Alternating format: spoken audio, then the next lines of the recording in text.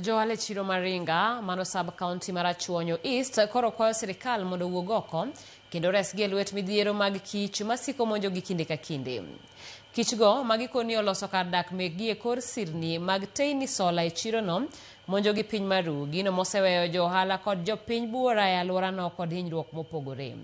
Kamoko bende osewito ngimagi wach mamako kara wach makoro sikoro jochenro mekgi mapile mag ohala kendo miyogi lal mathoth. Millicent Adhiambo miyowa ler mathoth ewi wachno. Kane giloso kod Ramogi TV, achiel kuom johalago mane kichgi omonjo juma mokalo kendo weyegi hinyruoge lero ni kichgo bende ne okayo miyo moro ma hike oniang' kod jago mane gi ng'ol, gino mane omiyo ring kodgi e ute thieth malworano. Jothurwa last week na bire chiro ka nang'iewo omena ka to kapok nariora riwani to kich nokayo dier wiya be momina na lido maler. Nitie mine moko madongo nogore piny ka kich ochako kayo ji. Mama mamoro sani nyaka sama wuoyi kodi ni remo osiptal nikech kich nokayo ma kako nyalo timo onge. Dichuo moro be nitie ka mane rang'ol be ni kich okayo ma kata sama wuoyi kodi ni pod ok owuo en district hospital.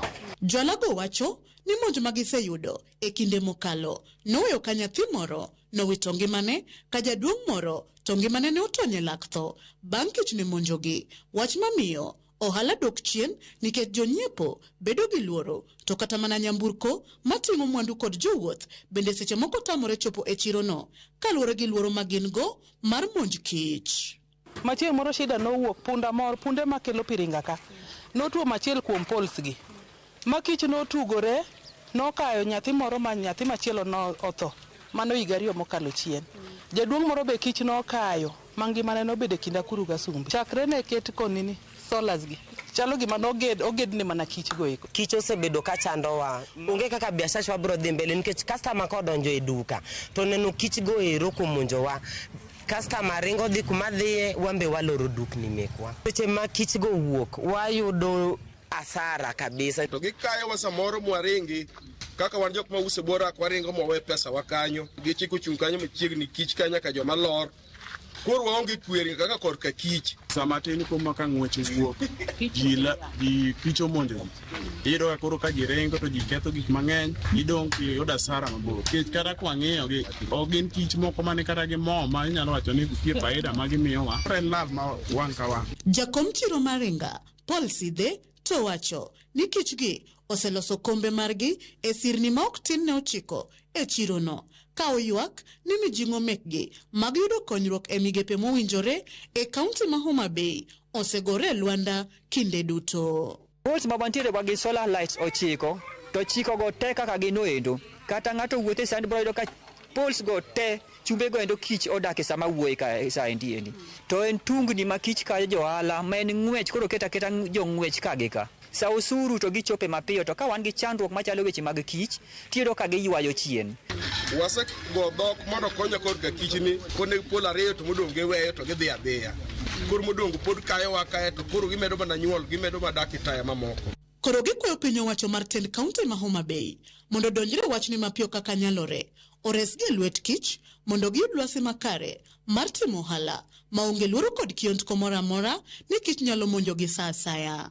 Koro wakwayo sirikal ni yo manade ma ginyalo tiyo godo be ni gitiyo gi chemical moro amora ma ginyalo nego godo weche mag kich gi endi mondo watimo ohala e yo moro mamuol gidonjre mapiyo piyo. Gidwa na spray mar yath mar kich ni to gigono gini kata gotieno mondo kich no dar ka to ka gigono kich ni to kini dhi nego na nyithindo. Ka nitie yo minyalo tiek go kich gie kata ka nitie yath minyalo go to go mondo mi walok e alwora maber kik wabed gi wasiwasi kinde duto. Millicent Adhiambo, Ramogi TV, chiro Maringa Kojwach, kaunti ma Homa Bay. Erokamano nya Millicent Adhiambo, ageno ni ote makamano chopo kare ne tend kaunti ma Homa Bay mondo miyo kony joringa. Kawadhi nyime Ramogi bende iseparo ngima makiny mar nyathini ma wuoyi. Bese kete machiegni mar miye puonj moromo. E aput makende moketi mar jiwo ngima nyathi ma wuoyi, jonyuol okwa mondo ket maino mar bero kendo rito ngima nyithindogo ma osejwang'.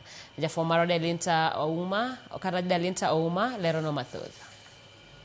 Julius Kipngetich, mane en wendo maduong' e aput moketi mar jiwo ngima nyathi ma wuoyi, olero ni e kinde mane ikedo ne ngima nyathi ma nyako, mano mar nyathi ma wuoyi nothirno kendo ketho ratil mar ngima ji ariyogo. So here today, we're having the boy child who's been challenged by a more educated woman, and because of that education, she gets a job that probably is more paying than the man. Wach ngima nyathi manyako bedo mamalo moloyo mar mawuoyi bende owacho ni sani osekelo piem ma ok ni kare dak. So the household now has two incomes, which should be celebrated, but those two incomes have challenged men significantly.